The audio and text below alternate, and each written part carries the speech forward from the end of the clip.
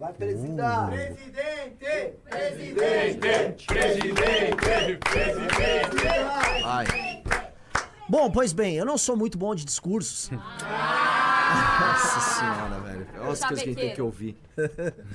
Eu não sou mesmo, né? Na prática, mentira, eu sou um razoavelmente bom de discursos.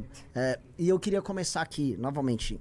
Eu ia pra começar para a fase dos agradecimentos, mas eu vou terminar com a parte dos agradecimentos, né? Antes de tudo, já que, enfim, estamos falando das jornadas e tal, meio que eu sempre achei que eu tinha que estar fazendo isso da minha vida, tá? O meu irmão sabe disso, eu acho que meus pais sabem disso.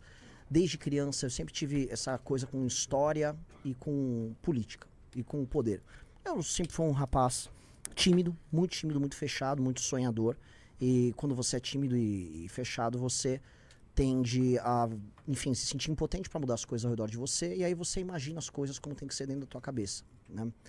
E eu sempre fiz isso, só que eu sempre enfrentei minha timidez e sempre tentei me organizar. Então na escola eu organizava times de futebol. Eu lembro que uma vez eu e meu irmão, a gente organizou uma cidade em rebelião no sítio dos meus pais, que era Bizâncio, né? A gente declarou guerra aos adultos e a gente perdeu a guerra. Mas, enfim, um pouco da história da nossa vida, né? Declarar guerras e perdê-las.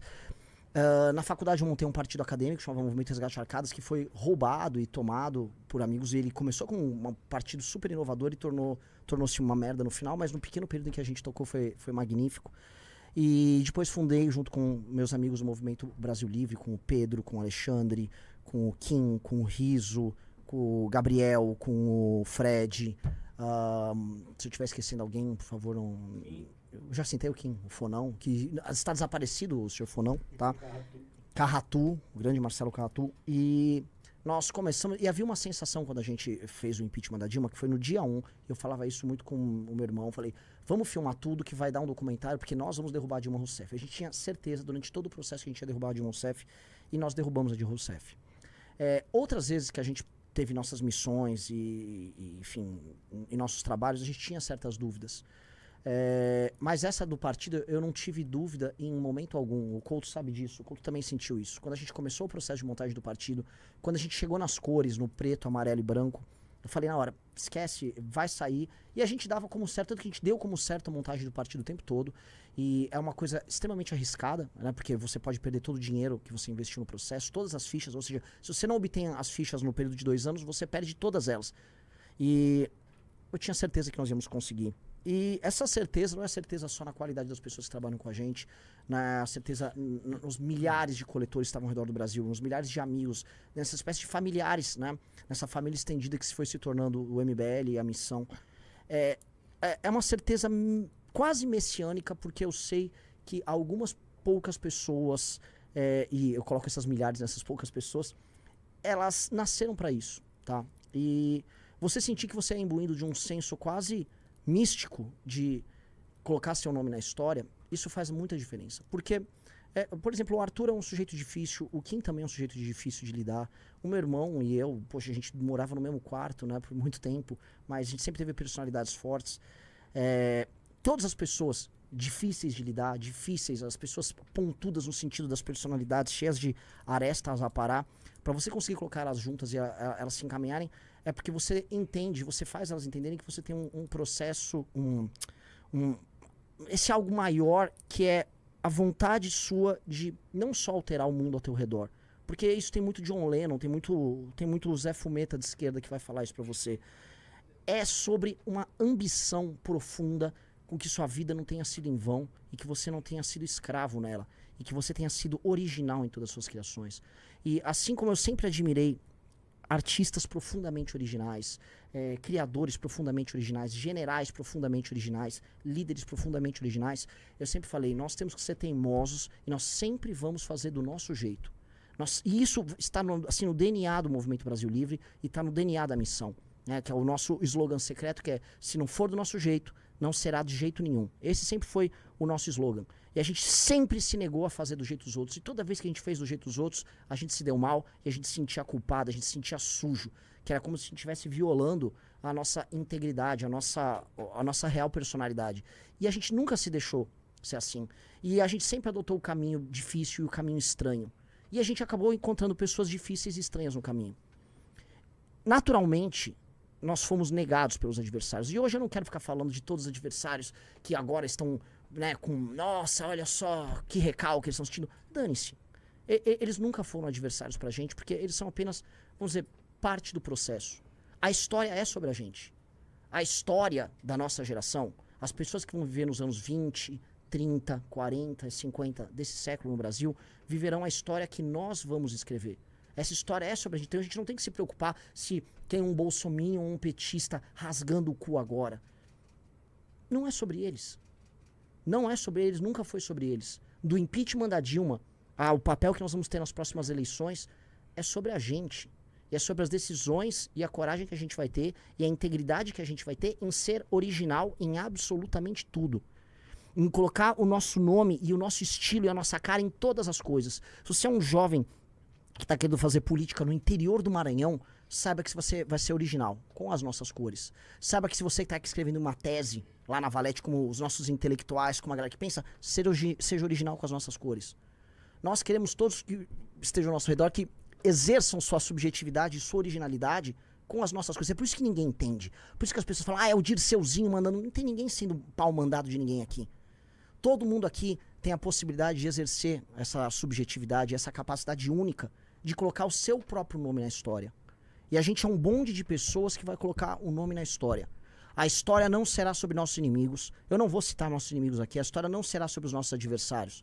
A história vai ser feita das oportunidades que a gente tiver no caminho e da coragem que a gente vai ter em encarar tudo isso e não ter medo de fazer o que é certo na hora certa. Porque um dia, quando a gente ocupar as posições de poder, a gente vai ter as dúvidas e os dilemas que apenas os grandes homens na história da humanidade tiveram, de fazer o que precisa ser feito. E a gente não vai ter medo de fazer o que precisa ser feito.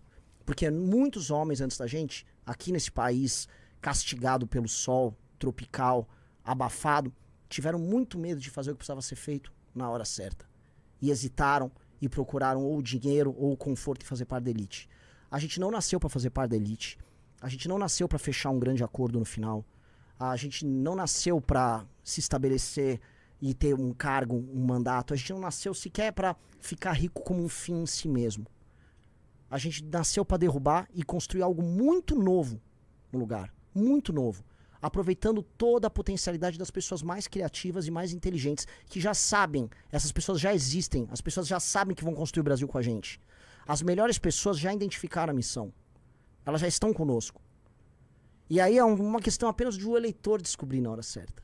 E é o tempo, tudo no seu tempo. A gente demorou 10, 11 anos para montar nosso partido. Foi no nosso tempo, foi do nosso jeito, foi a nossa maneira, foi com as nossas dores, foi com os nossos cancelamentos, foi com as lágrimas do Kim quando ele foi cancelado chamando ele de nazista, foi com a minha família quando foi atacada, quase perdeu seus bens na mão de juiz trabalhista vagabundo e jornalista filho da puta, tá? Foi na perseguição de todos nós que sofremos ao longo de todo esse tempo. Foi no que fizeram com o Arthur Duval, que a gente nunca vai esquecer. Foram nos nossos militantes que foram atacados, foram vítimas de tentativa de assassinato aqui em São Paulo por militantes de grupo terrorista de esquerda. Foram dos nossos doadores que foram perseguidos. Foram das pessoas que tiveram coragem de brigar com seus familiares e falar, eu não sou nenhuma nem outra, eu sou esse grupo aqui e esse é o grupo da minha geração. É sobre todas essas pessoas que hoje são minoria. Porque isso aqui, olha só, não é sobre a vitória da maioria. Não é a vitória da maioria. A maioria, na maior parte do tempo, fica inerte. E a história é sempre escrita por uma vanguarda, por uma minoria capaz, inteligente, corajosa, que toma as decisões certas na hora certa e que é reconhecido na hora certa pela minoria. Pela maioria, me desculpa. E é esse o papel que eu acredito que eu vou ter. Esse é o papel que o Arthur tem, esse é o papel que a Amanda tem, esse é o papel que o Guto tem, esse é o papel que quem tem, que o meu irmão tem, que o Couto, quem, todas as pessoas que estão nessa sala, todas as milhares de pessoas ao redor do Brasil que fizeram parte desse processo, todas as pessoas que doaram e todas as pessoas que ainda estão por vir, tá? Nós, quando chegamos aqui, era tudo mato. Quando começamos o movimento, era tudo mato. Sequer havia ideia de direita no Brasil. Nós carpimos esse matagal e para você, que é um jovem talentoso, hoje você tem uma casa, você tem um partido. Você não vai precisar se humilhar para ninguém para ser candidato a vereador, a prefeito, a deputado, a governador. Você não vai precisar ser humilhado como Kim Kataguiri foi naquela bosta daquele partido que ele faz parte tá? Ele como o melhor parlamentar do Brasil, porque o partido queria negociar com o prefeito, ter algum carguinho e ter uma posição. Nunca mais ninguém nosso vai passar vontade. Nunca mais ninguém nosso vai ter medo de dar a sua opinião, de aparecer num debate, de se propor como candidato. Nunca mais uma pessoa decente vai ter que se ajoelhar diante de vagabundo. Nunca mais ninguém vai poder pedir pedágio. Ninguém vai pedir pedágio pra porra nenhuma.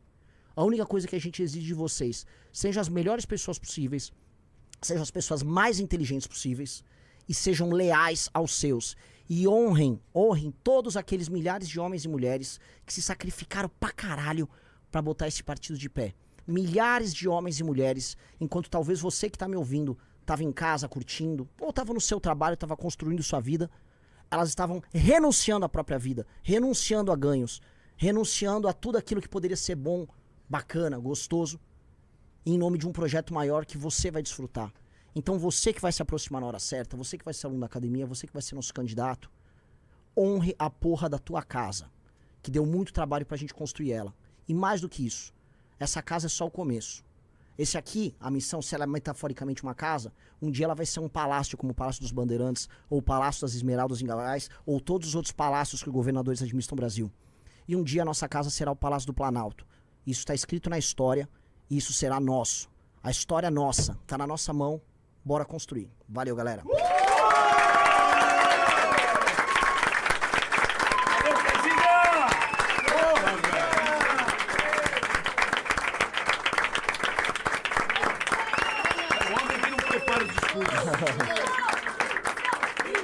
Missão, missão, missão, missão, missão, missão.